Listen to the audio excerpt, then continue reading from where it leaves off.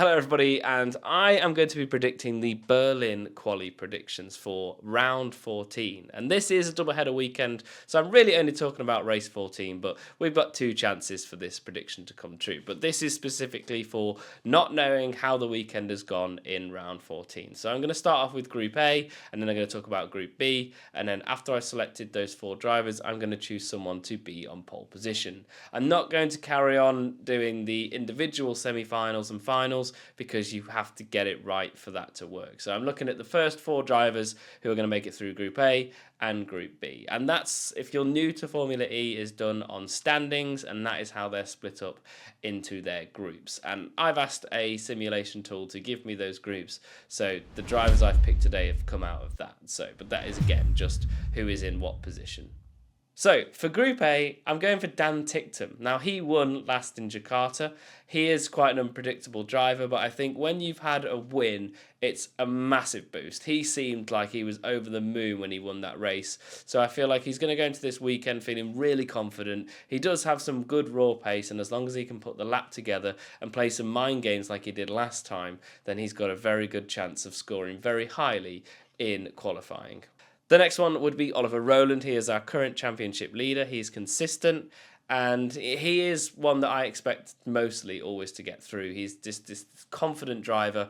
He was very talented last season. He's obviously shown what he's worth this season, and I think he was very unfortunate in Jakarta. The track was a dry track, but it acted like it was wet. And then when it was wet, it acted like a dry track. It was a very confusing situation, and I think it catches people out, and Oliver Rowland was very unlucky.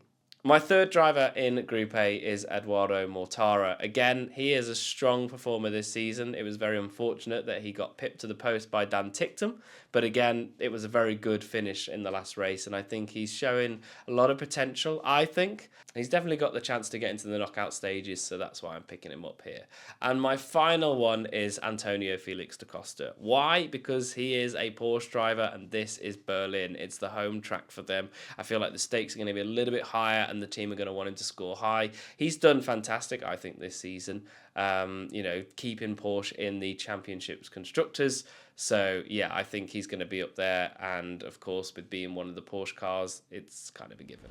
So, moving on to Group B. This one was a little bit harder, and I'm throwing some wild cards in it because I think looking at the group we actually have here, there's some obvious ones I think would get through, but I think there's also some very talented wild cards or rookies or, it's people that deserve a chance to be in the top 10. So, that is what we've gone for. Obviously, I'm going for Pascal Wehrlein. He is, again, another home race for Porsche. I think, again, he has been, if not as consistent than Oliver Rowland, but I think Oliver Rowland has just had the better results.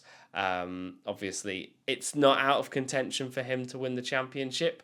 I think it's going to be a close battle, but if we have another Jakarta again, that's going to pull him right back into it. It's going to take a lot, but I think Pascal Wehrlein is likely the only one who's going to be challenging. I know there's like four drivers who could get the title, but I think Pascal's switched on.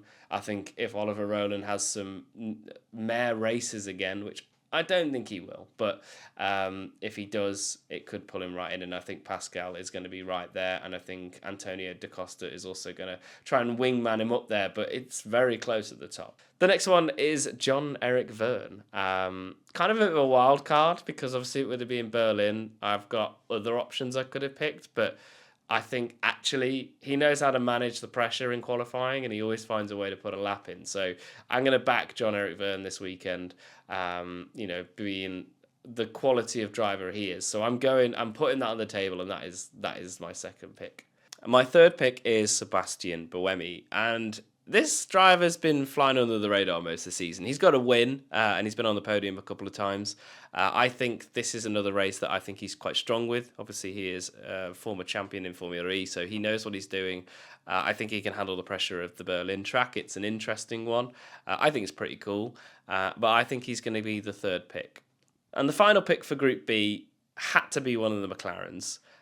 Was it Sam Bird or was it Taylor Barnard? And definitely has to be Taylor Barnard. I think he's the less experienced with being the rookie, but the fact he's fourth in the championship and really helped keep McLaren fifth in the championship just shows that he needs a seat next year. And if you're not aware. McLaren aren't going to run under that name next year. We're not sure how the team dynamics are going to be in terms of drivers. We're not sure because obviously they're contracted to McLaren, and if McLaren aren't there, then they're not necessarily got a seat. But it's not been confirmed, but I don't think that's in his mind at the moment. I think he just wants to show what he's worth, and as a rookie, he's done absolutely fantastic.